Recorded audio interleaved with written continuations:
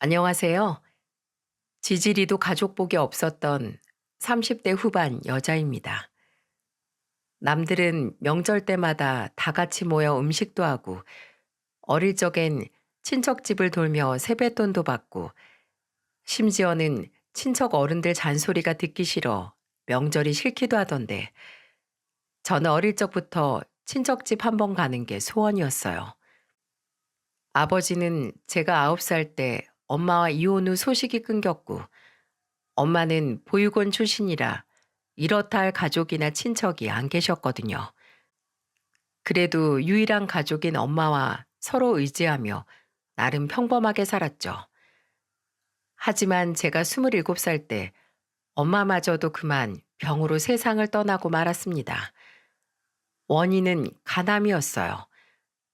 워낙 건강하셨던 분인데 지속된 복통으로 받은 병원 검사에서 간암 말기라는 판정을 받으셨죠. 결국 엄마는 입원한 지 5개월 만에 제가 일을 하러 간 사이 병실 침대에서 쓸쓸히 눈을 감으셨습니다. 엄마의 장례를 치른 후 저는 원래 살던 천안에서 2시간여 떨어진 충남 다른 지방으로 직장을 구해 이사를 갔어요. 원래 살던 곳에 있으면 자꾸만 엄마 생각이 나서 힘이 들었거든요. 그렇게 작은 회사에 취직하고 4년 뒤 회사 지인의 주선으로 저는 선자리에 나가게 되었습니다. 넉넉한 풍채에 사람 좋은 웃음을 짓던 그 남자가 바로 제 남편이었어요. 저희 아버지가 이 지역에서 꽤 크게 딸기 농사를 지으셨는데요.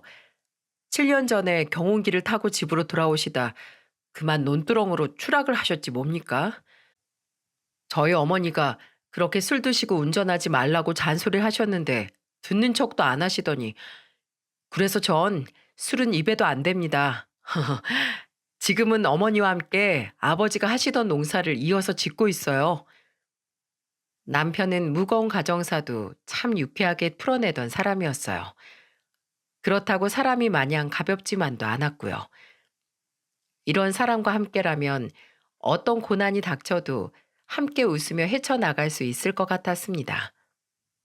그리고 이 사람 제게 프로포즈를 할 때는 뭐라고 했는 줄 아세요? 정말 그 사람다웠던 말이라 지금 떠올려도 항상 웃음이 나네요. 혜경 씨가 좋아하는 딸기 제가 평생 먹게 해드리겠습니다. 참 순박한 시골 남자다운 청혼이죠. 저는 흔쾌히 승낙했고 홀어머니이신 시어머니는 처음 만난 날 저를 안아주시곤 이렇게 말씀하셨습니다. 어쩜 이렇게 예쁘고 참한 아가씨를 우리 애가 데려왔을까. 현석이한테 시집 와줘서 정말 고마워요. 앞으로 나랑도 엄마랑 딸처럼 그렇게 오순도순 잘 살아봐요. 사실 부모님이 없다고 반대를 하시거나 난색을 표하시면 어쩌나 많이 걱정했는데 저렇게 말씀해 주시니 얼마나 마음이 놓이던지요. 물론 가족 모두가 저를 환대한 건 아니었습니다. 남편의 가족에게 첫 인사를 갔던 자리엔 시어머니 외에도 남편의 누나나 여동생까지 온 가족이 모여 있었는데 남편의 누나, 그러니까 큰 시누이가 유독 저를 못마땅해 했거든요. 부모님이 안 계신다고? 그럼 이 먼 타지에서 4년이나 혼자 살았던 거예요? 혼자서 외로웠을 텐데 혹시 같이 살던 남자가 있었던 건 아니야? 현석이 너 잘 알아보고 결혼하는 거 맞지? 누나, 말 좀 가려서 안 해? 혜경이 그런 애 아니야. 그리고 결혼한다고 내가 데려온 사람인데 그게 무슨 무례한 말이야? 숙희 너, 그게 무슨 못 배워먹은 말본새야. 내가 너 이럴까 봐 오지 말라고 한 건데 왜 기어코 쫓아와서 분위기를 흐리니? 어? 저는 속으로 경악을 했어요. 세상에 초면에 이렇게 무례한 사람이 있을 수도 있다니. 제게 미안해서 어쩔 줄 모르는 남편과 시어머니를 봐서 자리를 지키고 앉아 있었지만 이미 속은 부글부글 끓고 있었죠. 제가 고아인 건 맞는데 저 27살 때까진 저희 엄마 살아계셔서 옳고 그른 거 가르쳐 줄 어른 계셨고요. 4년간 남자 없이 혼자 산 것도 맞아요. 부모 없고 외로우면 남자랑 같이 살았을 거라는 건 도대체 무슨 발상이신지, 뭐 남자랑 같이 동거했었어도 나쁜 일이라고는 생각 안 하는데요. 저는 저희 엄마한테 결혼 전엔 남자랑 같이 사는 거 아니라고 톡톡히 교육을 받아서요. 누님 주변엔 그런 사람들이 많으셨나 봐요? 저는 일부러 기분 나쁘라고 실실 웃으며 큰 시누이에게 대꾸했습니다. 사실 더 기분 나쁘게 쏘아붙이고 싶었는데 애써 참았죠. 한편으론 큰 시누이에게 저렇게 말대꾸한다고 이 결혼이 엎어질까 걱정이 됐지만, 뭐 그럼 이 집안과 제가 거기까지였던 거다 생각하기로 했죠. 이런 무례한 취급을 당하며 평생을 참고 살 만큼의 호의는 아니었으니까요.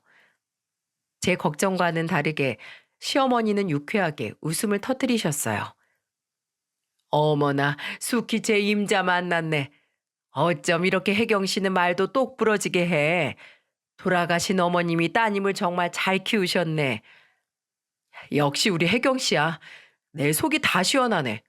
누나, 이제 그만해. 더 해봤자 누나 혜경 씨 앞에서 본전도 못 찾아.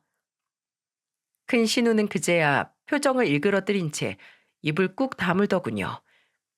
그러거나 말거나 작은 신우는 조용히 밥 먹기 바빴고요. 작은 신우는 제 결혼 전이나 후나 집안일엔 영 관심이 없던 사람이었거든요. 장사를 하는 남편을 따라 부산으로 내려가 바쁘게 산다고 들었는데, 그날도 하도 시어머니가 오라고 채근해서 얼굴만 비추러 왔다며 빨리 밥 먹고 장사 도우러 내려가 봐야 한다고 금세 자리를 뜨더군요. 그렇게 작은 신우가 떠난 후 근처 20분 거리 읍내에 살고 있다던 큰 신우도 밤맛 떨어졌다며 제 집으로 휙 가버렸습니다. 식사가 끝난 후에 제가 나서서 식탁을 치우려고 하자 시어머니가 극구 말리시더라고요. 됐어요. 손님이 무슨 일이에요. 앉아 있어요, 얼른. 그래도 제가 이렇게 대접까지 받았는데, 그리고 어머님, 말씀 편하게 해주세요. 그럴까, 그럼? 그래, 우리 혜경이 일하지 말고 가만히 앉아 있어. 알았지? 일은 결혼하고 나서 해도 안 늦어요. 얘 현서가 딸기 좀 내와봐라. 혜경이 네가 딸기 좋아한다고 해서 내가 알 굵은 놈들로 아침에 잔뜩 따다 놨단다. 참, 엄마가 돌아가신 오랜만에 느껴보는 엄마의 따스함이었어요. 코끝이 제멋대로 뜨거워져 애써 눈물을 참느라 혼이 났죠. 그렇게 남편과 저는 결혼을 했습니다. 그리고 저는 회사를 그만두고 남편과 시어머니가 함께 살던 집으로 들어가게 되었죠. 시어머니는 정말 좋으신 분이었어요. 남편과 제가 작은 언쟁이라도 벌일 때면 무조건 제 편을 들어주셨고, 제가 농사일을 돕겠다고 나가면 고운 손에 생책이 생긴다며 집으로 내쫓으시곤 했죠. 때문에 전 일이 아주 바쁜 때를 제외하곤 농장에 발도 들이지 못했답니다. 제가 집에서 하는 일이라곤 집 청소와 음식, 그리고 일하는 남편과 시어머니에게 새참을 나르는 정도였으니 이만하면 말 다 했죠? 가끔 큰 신우와 큰 시매부가 읍내에서 운영하는 한우집이 쉬는 날에 큰 신우가 한 번씩 놀러와 제 속을 뒤집는 말을 하고 가긴 했지만, 그렇게까지 자주 오는 건 아닌지라 참을만 했습니다. 숙희제는 지네 가게 장사도 그렇게 잘 된다면서 그 돈으로 정서방이나 여행이나 다닐 것이지, 왜 허구한 날 우리 집에 와서 괜히 속을 뒤집어 놓고 가냐? 아유, 저 철딱서니 없는 거. 새아가, 우리 일 나갔을 때 재오면 문 열어주지 말라니까. 왜 괜히 열어줘서 마음만 상해. 알았어요, 알았어. 다음에 꼭 문 안 열어드릴게요. 저야 그래도 남편과 시어머니의 가족이니 차마 문전박대 못했었는데, 남편과 시어머니가 저렇게 먼저 말을 해주자 참 고마웠습니다. 그래서 그 이후 혼자 있을 땐 집에 없는 척 문을 열어주지 않았어요. 그렇게 마음이 편안한 나날을 보내니 아이 또한 금방 들어서더군요. 결혼한 지 1년 뒤 저는 세상에서 가장 사랑하는 제 아들 성주를 낳았습니다. 처음 성주를 품에 안아보던 날 소도둑처럼 생긴 남편은 그 작은 눈으로 구슬 같은 눈물을 흘리더군요. 시어머니 또한 아이를 안아보시곤 눈시울을 붉히셨죠. 아이가 어쩜 이리 천사 같을꼬. 고생했다 우리 며느리. 고맙다 고마워. 제 출산 소식을 듣고 큰 신우는 제가 산후조리원에서 퇴원한 후 집으로 찾아왔습니다. 신우의 얼굴을 보기도 전에 저는 신우의 방문 소식을 알 수 있었어요. 대문과 멀지 않았던 창밖에서 시어머니와 신우이가 신랑이 하는 소리가 생생히 들렸거든요. 아, 왜 못 들어가게 하는데? 나도 내 조카 얼굴 보고 싶다고.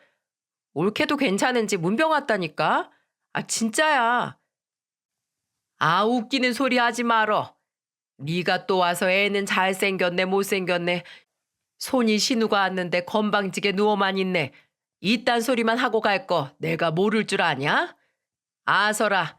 괜히 쉬고 있는 애 건들지 말고 얼른 도로 가. 아이 참. 나 엄마 딸 맞아? 생판 피도 안 섞인 애를 왜 딸인 나보다 더 끔찍히 챙겨? 나 서운하다고.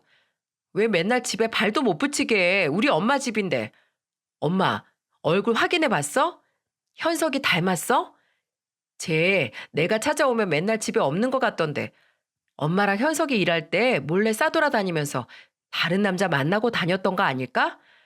그렇지 않고서야 왜 허구한 날 집에 없어? 친자 확인이라도 해야 되는 거 아니야? 이번엔 저도 안정을 취해야 하는지라 시어머니가 알아서 쫓아내시게 조용히 있으려고 했건만 듣자 듣자 하니 신우이의 말이 갈수록 지나치더군요. 저는 침대 옆 창문을 열고 고개를 빼꼼 내밀었습니다. 오셨어요, 형님? 제 목소리에 신우이는 두리번거리더니 이내 창문 밖으로 고개를 내민 저를 발견하더군요. 아이고 아가 시끄러웠구나. 뭐하러 얘를 아는 척을 해. 내가 알아서 보낼 테니 너 얼른 들어가라. 어? 공기가 쌀쌀해. 감기 들어. 고개 몇 분 내밀고 있다고 감기 안 드네요. 우리 엄마를 어떻게 홀렸길래 이렇게 올케를 싸고던데? 어? 홀리긴요. 어머님이 좋은 분이셔서 그렇죠. 형님껜 안 그러셨어요? 그 좋으신 어머님이 감사지 못할 정도면 형님이 정말 답도 없는 짓을 많이 하셨나 봐요. 아, 그리고 저희 애기 이름은 성주고요. 이제 막 태어났는데도 완전 형님 동생 판박이에요. 지나가던 사람이 앞구르기 뒷구르기 하면서 봐도 현석 씨 아들인 걸 다 알 만큼이요. 아, 그리고 저 거의 항상 집에 있었는데 형님 오실 때마다 집에 없는 척 한 거예요. 어머님하고 그이가 형님한테 문 열어주지 말라고 하셔서요. 뭐? 너 지금 뭐라 그랬어? 내가 뭐 답도 없는 짓을 해? 네가 봤어? 봤냐고. 그리고 엄마 진짜 나한테 문 열어주지 말라고 했어? 그럼 네가 지금 하는 행동은 답이 있는 짓이니? 아이구야, 내가 널 낳고 미역국을 먹었다. 그래, 내가 문 절대 열어주지 말라고 했다. 내가 앞에 있어도 이따위로 말하는데 며느리 제가 혼자 있으면 네가 오죽했겠니? 얼른 안 가? 신우의 얼굴이 불그락 푸르락 하더군요. 저는 한마디를 더 붙인 채 창문을 닫아버렸습니다. 답도 없는지 지금 봤네요. 어머님이 못 감싸 주시잖아요. 형님, 오늘도 어머님한테 쫓겨나실 것 같은데 조심히 가세요. 저는 감기 들까봐 어머님이 걱정을 너무 해주셔서 그럼 이만 들어갈게요. 이씨, 너 다시 안 나와? 야! 뭐야? 누나 또 와서 저 사람한테 행패 부리고 있어? 맨날 말싸움에서 져서 씩씩대면서도 왜 맨날 와? 누나 변태야? 얼른 가. 괜히 힘 빼지 말고. 그리고 신우이는 마침 집에 들어오던 남편의 손에 결국 질질 끌려 집 밖으로 쫓겨나고 말았습니다. 당신 딸에게 그토록 짓궂게 말하는 것이 속상할 법도 하건만 시어머니께선 네가 그렇게 말할 때마다 통쾌하다며 그래도 딸 자식 잘못 키워서 미안하다고 매번 저에게 사과를 하셨죠. 그렇게 평화로운 나날들은 우리 성주가 3살이 되던 해 돌연 무너졌습니다. 우리 가족을 산산조각을 내버린 사건이 일어났죠.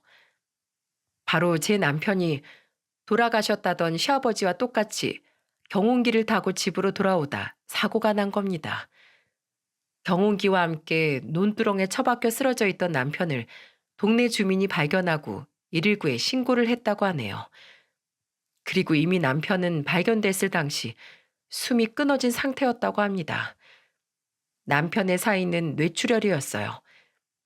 경운기를 운전하던 중 뇌출혈로 쓰러졌고 그대로 경운기가 논두렁 아래로 추락한 거죠. 정말이지 마른 하늘의 날벼락이 아닐 수 없었습니다. 남편의 장례를 치르는 동안 저는 오열을 하다 몇 번이나 실신을 했어요.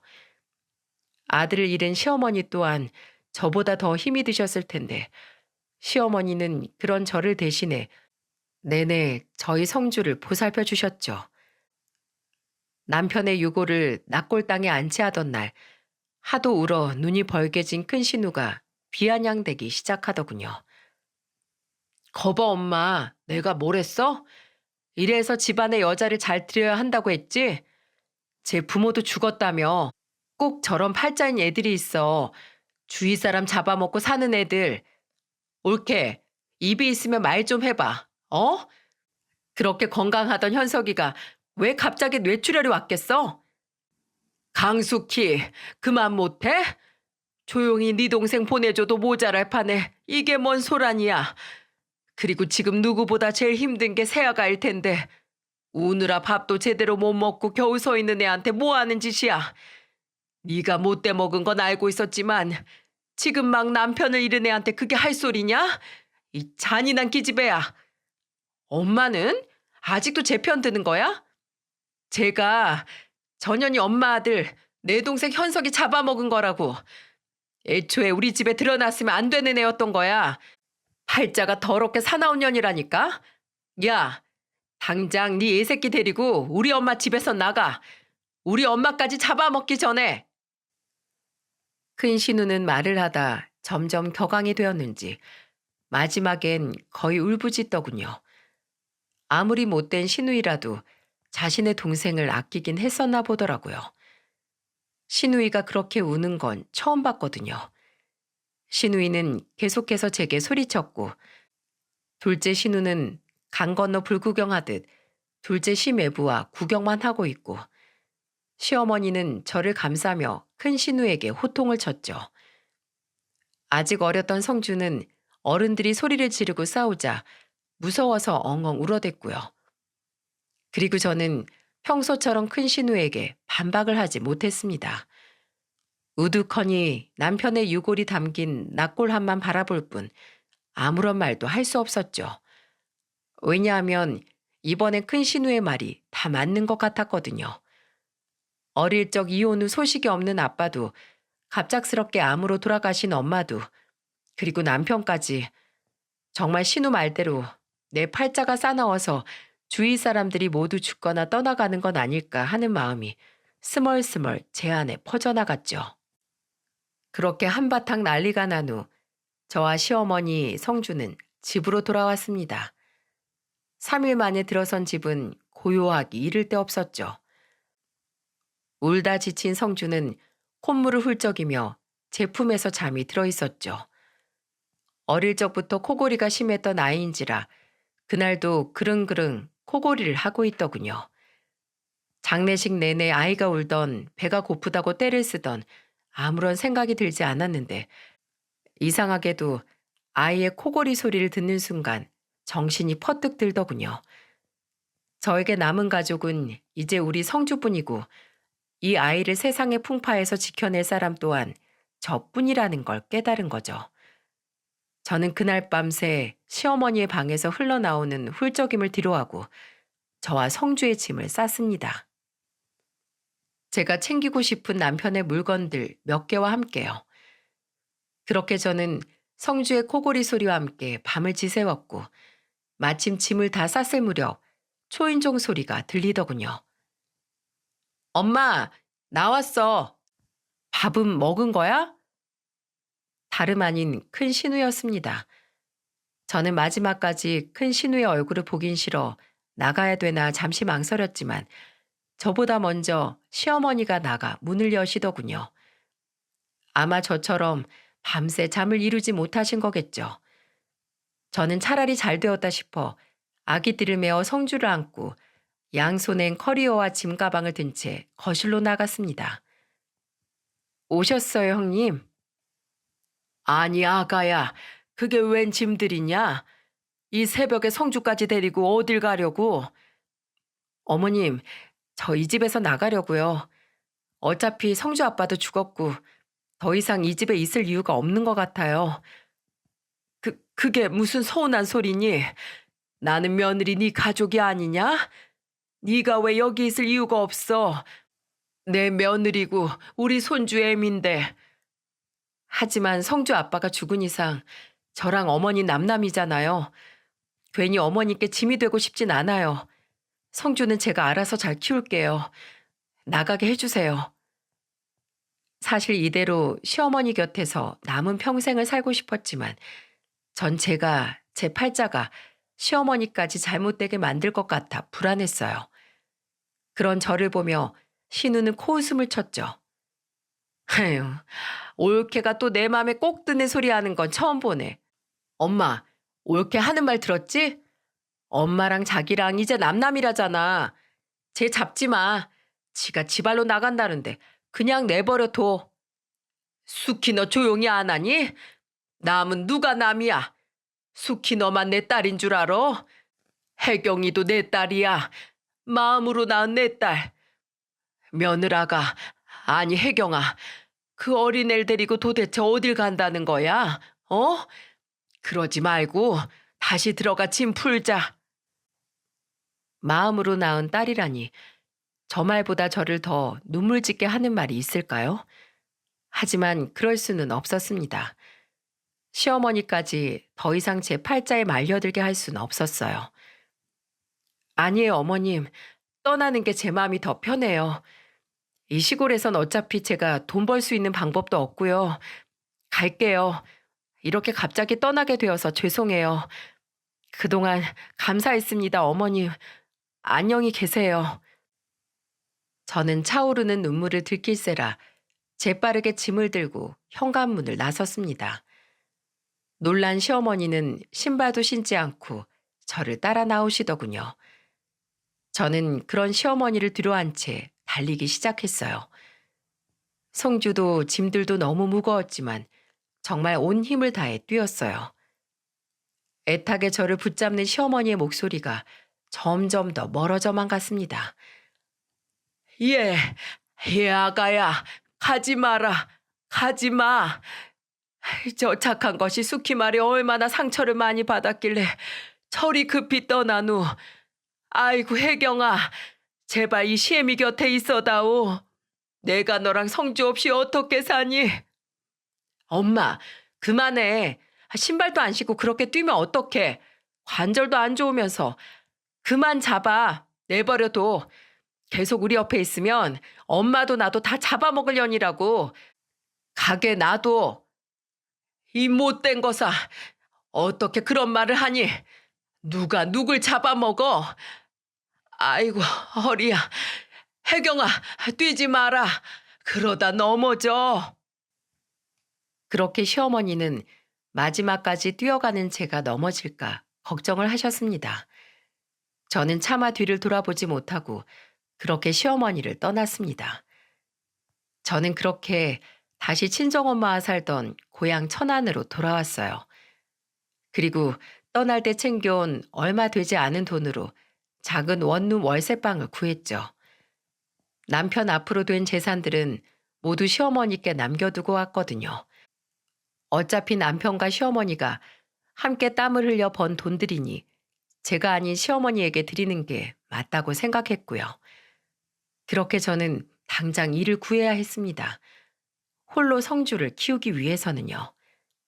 하지만 결혼 전 일하던 회사는 이미 없어졌고 다른 회사들은 홀로 아이를 키우고 있는 저를 면접에도 불러주지 않았죠.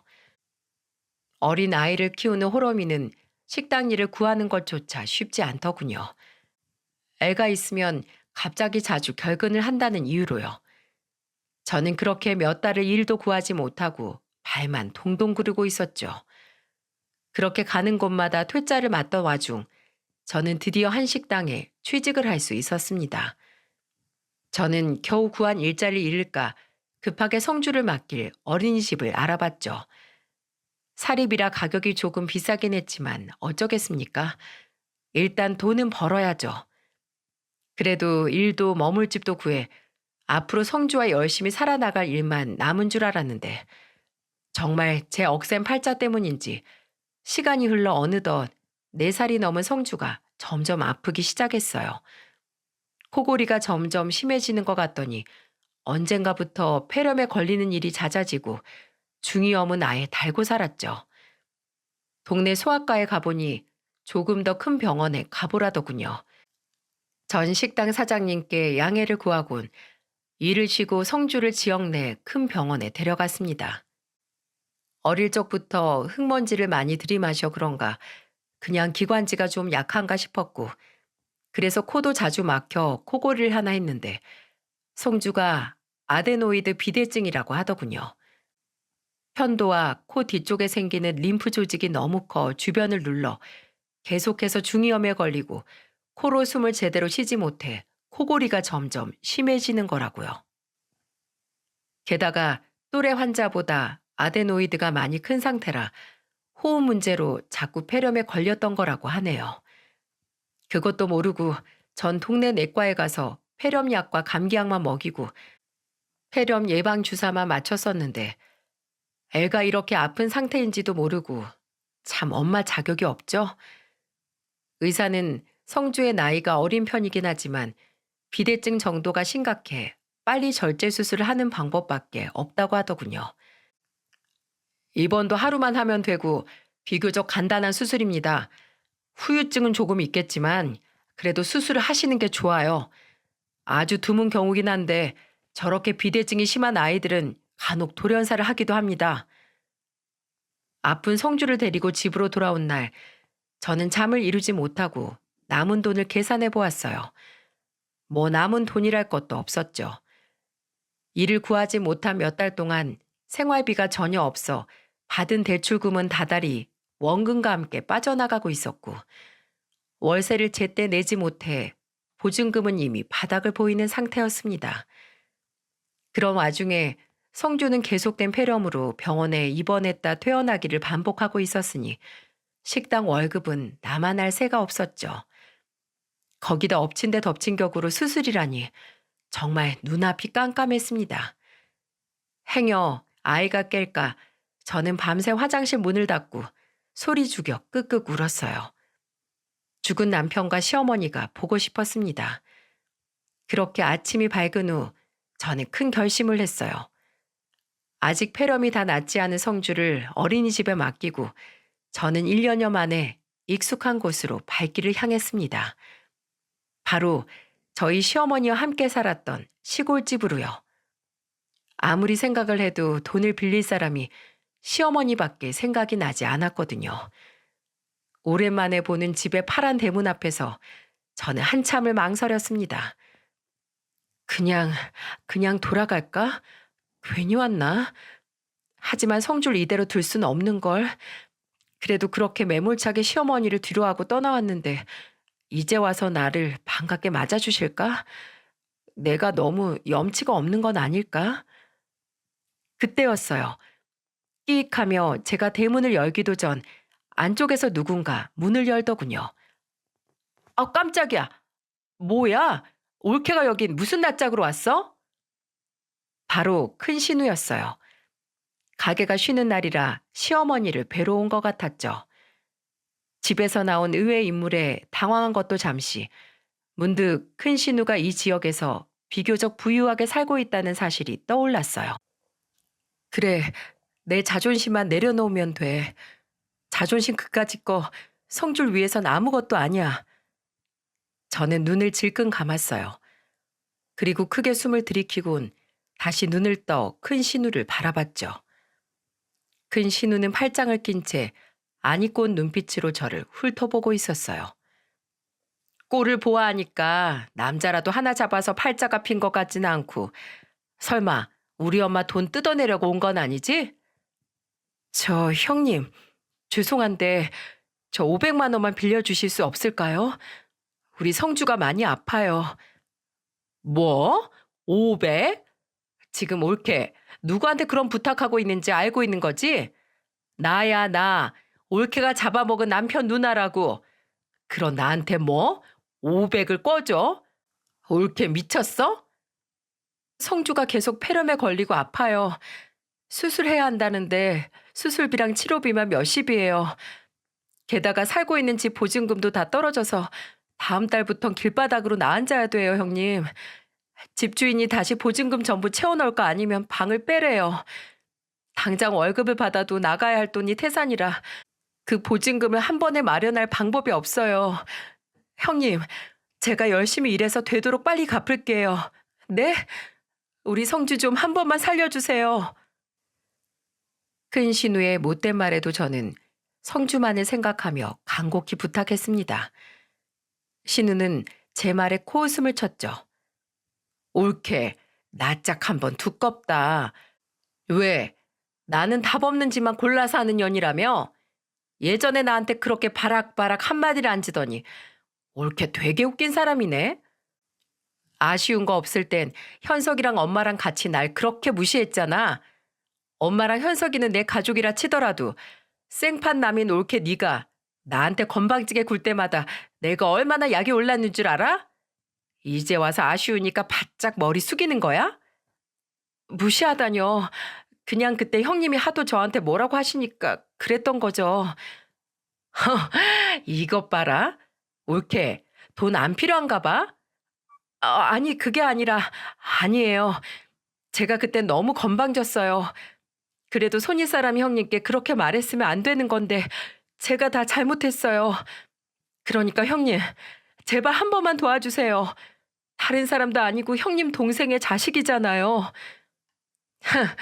나 진짜 궁금해서 묻는 건데 성주 걔 진짜로 우리 집안 핏줄 맞아? 확실해? 예전에 집에 없는 척한 게 아니라 우리 엄마랑 현석이 몰래 진짜로 집 밖으로 나돌았던 거 아니야? 다른 놈이랑 붙어먹고 생긴 애 아니냐고.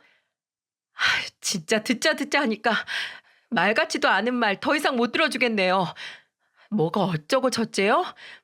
뭐 눈에 뭐만 보인다고 형님 쉬는 날마다 어머님 뵙겠답시고 이 집에 눈도장만 찍고 나이트니 카바레니 아주버니 몰래 놀러 다니신 거 제가 모를 줄 아세요? 형님이 그러고 돌아다니시니까 남들이 다 그런 줄 아시죠? 저질스럽게. 뭐라고? 저질?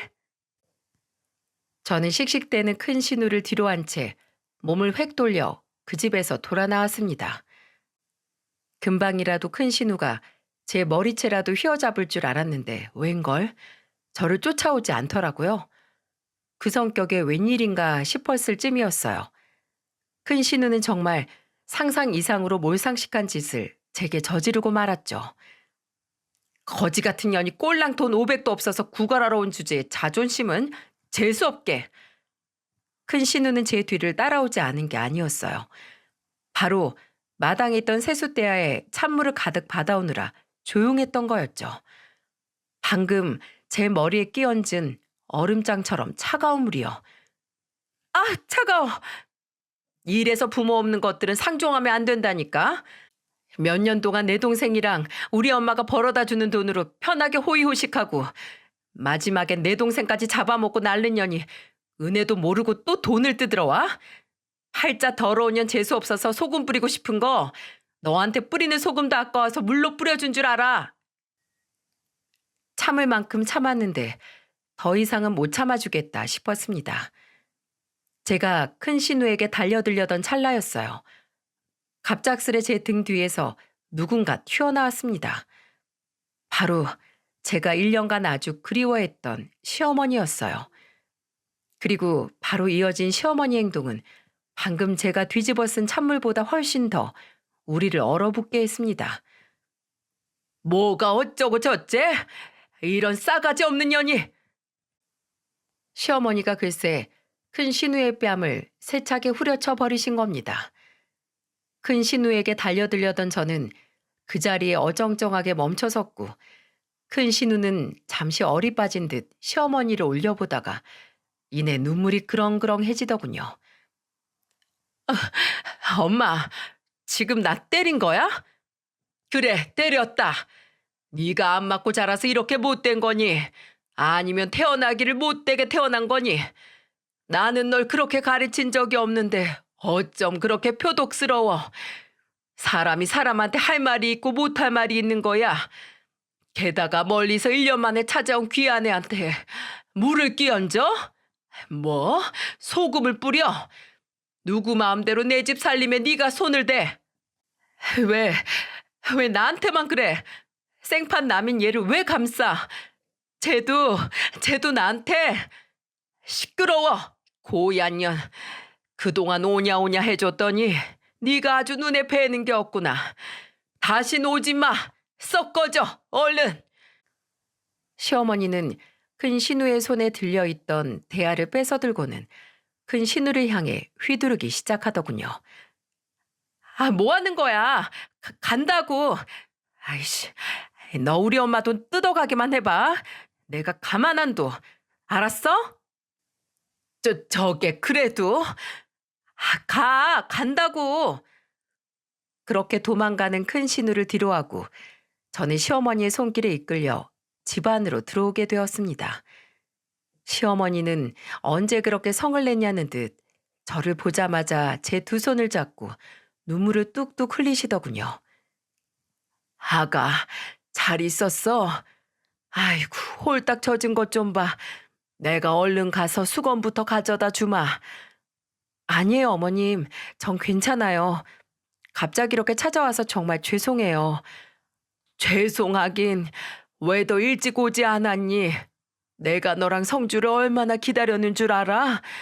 성주는 우리 예쁜 손주는 잘 있고 아이고 우리 예쁜 며느리 왜 이렇게 더 말랐누? 수키가 하는 말은 다 무슨 말이야? 아가 그동안 무슨 일 있었던 거냐? 어머니 그게 사실은요. 시어머니의 걱정 어린 따뜻한 목소리에 저는 결국 울음이 터져버렸습니다. 그렇게 눈물 콧물 쏟아내며 저는 성주에 대한 이야기와 집 보증금을 전부 까먹은 이야기 등 그동안의 일을 모두 털어놓았죠. 큰 신우에게 돈을 빌려달라고 부탁했다가 면박을 당한 일들까지 전부 다요. 죄송해요, 어머님. 오랜만에 찾아와서 이렇게 염치 없이 돈 얘기를 꺼내서요. 근데 정말로 생각나는 곳이 여기밖에 없었어요. 죄송하긴 내가 더 미안하지.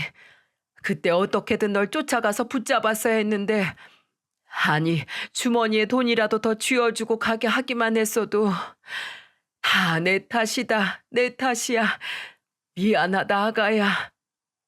어머니 안 되겠다. 지금 짐 싸서 나랑 같이 천안으로 올라가자. 내가 우리 손주 괜찮은지 직접 봐야겠어. 돈 걱정은 마라. 다 이 애미가 알아서 해주마. 어머니 정말 뭐라고 감사를 드려야 할지 너무 죄송하고 감사해요. 제가 정말 염치가 없어서. 염치가 없긴 이 돈 다 네가 두고 간 네 남편 돈이다. 이 미련한 거사. 죽은 네 남편 돈이면 당연히 네 돈이지. 이걸 왜 나한테 두고 가니 이거사. 어차피 내게 쓰는 거 아니면 이 돈은 평생 내가 쓰지 않으려고 했다. 원래 네 앞으로 갈 돈이었어. 그렇게 간단히 짐을 싸신 시어머니는 2시간이 걸려 저와 함께 천안으로 올라오셨습니다. 시어머니는 몸이 아픈 채로 어린이집에 맡겨진 성주를 보며 눈물을 쏟으셨죠. 아이고 우리 강아지 혼자서 얼마나 아팠을꼬. 이 할미 왔다. 할미가 우리 성주 아픈데 다 고쳐줄게. 걱정 말거라. 이 할미 기억하지? 할머니 보고 싶었어요. 아이고, 이 똘똘한 거, 이 할미를 기억해. 어디, 어디 한번 안아보자. 성주는 시어머니를 똑똑히 기억하고 있더라고요. 그렇게 성주는 병원에 입원해 무사히 수술을 받을 수 있었고, 시어머니께선 저희 집의 보증금도 망설임 없이 집주인에게 보내주셨습니다. 그리고 바로 집으로 돌아가지 않으시고 제가 일을 다니는 동안 집에서 성주를 돌봐주셨죠. 애가 아픈데 어떻게 혼자 어린이집에 보내냐면서요. 저는 시어머니 덕분에 당분간 한결 마음 편하게 일을 나갈 수 있었습니다. 그렇게 시어머니와 잠시 함께 지내는 동안 우린 자고 있는 성주 옆에서 목소리를 죽이고 도란도란 참 많은 이야기들을 나누었어요. 성주가 클수록 지혜비를 아주 쏙 담는구나. 생긴 거 말할 것도 없고 조용하고 얌전한 것이 아주 현석이 어릴 때랑 똑같아. 성주 아빠가 조용하고 얌전했어요? 상상이 안 돼요. 걔가 지압이 그렇게 보내고 우울증에 걸린 날 어떻게든 기운 차리게 만들겠다며 어느 순간부터 실없는 농담을 하고 다니더구나. 처음엔 얘가 왜 이러나 했는데 나중에 날 위해서 걔가 애를 쓰고 있다는 걸 깨닫고 나니 참 부끄러워졌어. 애미가 돼서 자식을 보듬어 주지 못할 망정 오히려 자식이 나를 보듬게 했다는 사실이 말이야. 그랬구나. 맞아요. 그 사람 속이 참 깊은 사람이었죠. 며느라가, 아니 딸아, 너 현석이가 죽고 성주가 아픈 게 네 탓이라고 생각하지? 앞으로는 혹여라도 그런 생각 말거라. 사람은 누구나 언젠간 죽고 언제든 아플 수 있는 거야. 나를 봐라. 내 남편 그렇게 먼저 보내고 내 자식도 먼저 보냈잖니. 살아남은 사람은 죄인이 아니야. 그냥 자연의 순리라는 게 그런 거다. 그냥 그럴수록 남은 사람들은 더 힘을 내서 죽은 가족들 몫까지 최선을 다해서 살아내면 되는 거야. 성주 봐라. 지금도 네 손을 꼭 잡고 있잖니. 너는 지금 성주의 전부야. 성주의 온 세상이 해경이 너로 가득 차 있어. 그러니까 우리 힘내서 같이 열심히 살아가자. 알았지, 우리 딸. 어머니. 너무도 큰 따뜻한 위로에 목이 메어 차마 시어머니에게 감사하다는 말조차 나오지 않더군요. 저는 눈물을 뚝뚝 흘리며 시어머니 품에 어린애처럼 안겼습니다. 시어머니는 제 등을 가만히 토닥여 주셨죠. 괜찮다, 괜찮아. 너한테 내가 있잖니. 엄마인 내가 네 등 뒤에서 이렇게 항상 버티고 있단다. 그러니 언제든 내게 기대서 울어도 괜찮아. 시어머니는 그렇게 2시간여의 거리를 일주일에 한 번씩 왕복을 하셨습니다. 제가 찾아가겠다고 만류를 하는데도 시어머니는 개의치 않고 매번 바리바리 반찬을 싸들고 오셨죠. 그러다 어느 날은 시어머니께서 저희 집으로 오시지 않고 저와 성주를 집으로 부르시더군요. 집으로 가니 시어머니는 제게 웬 통장 하나를 내미셨어요. 이게 뭐예요, 어머님? 성주도 계속 커가는데 언제까지 그 낡고 좁은 집에 살 순 없잖니. 내가 가지고 있던 땅이 있었는데 그 땅 판돈이야. 이걸로 천안에 빌라 하나 사서 이사하거라. 네? 아니 어머니, 이런 건 못 받아요. 아직 어머님이 빌려주신 돈도 다 못 갚았는데 어떻게 제가 이런 걸 받아요? 전 못해요. 못하긴 뭘 못해. 엄마가 주는 건 그냥 감사합니다 하고 받는 거야. 이 애미손 부끄러워지게 하지 말고. 아니 어머님, 그리고 너 성주 엄마 아니니? 아무리 수술했다고 해도 기관지가 안 좋아서 그렇게 오래 고생한 애한테 그 낡은 집이 퍽이나 좋겠다. 잔말 말고 이사해. 어머님, 정말 어머니께 평생 갚지 못할 은혜만 지는 것 같아서 제가. 그때였어요. 밖에 대문이 쾅 열리는 소리가 들리더니 누군가 비밀번호를 멋대로 치고 들어오더군요. 엄마! 이젠 누군지 말을 안 해도 아시겠죠? 바로 잔뜩 성이 난 큰 신우였습니다. 엄마, 그 땅 팔았다며. 현석이 주려고 했던 그 땅, 나 달라고 했잖아. 아니, 그걸 왜 팔아? 그 돈이라도 나 줘. 어? 나 줘. 그걸 왜 널 줘? 안 된다고 했지. 네 몫은 너네 가게 시작할 때 미리 떼어서 줬잖아. 이건 현석이 땅이야. 아이, 엄마, 나 정서방 몰래 대출 받은 거 걸리면 진짜 이번엔 쫓겨난단 말이야. 제발 나 줘. 나 줘.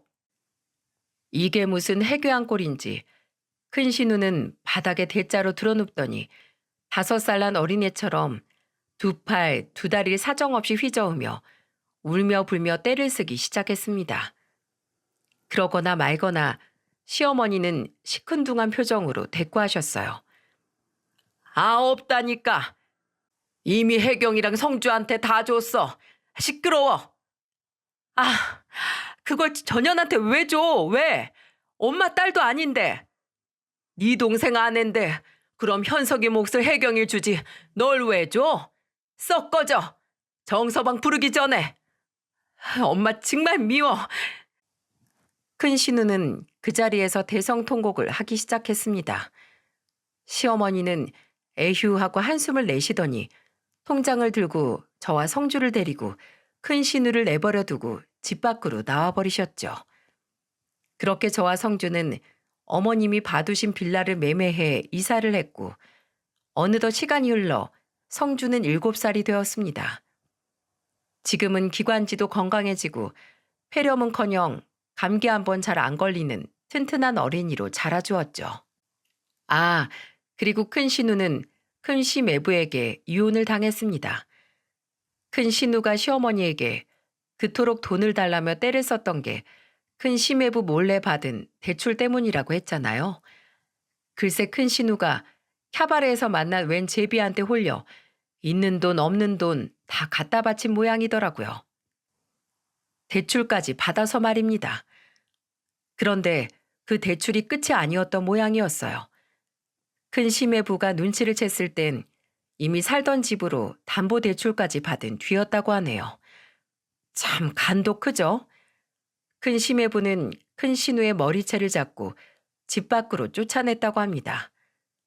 그리고 아이가 없던 두 사람의 이혼은 싱겁게 끝이 났다고 하네요.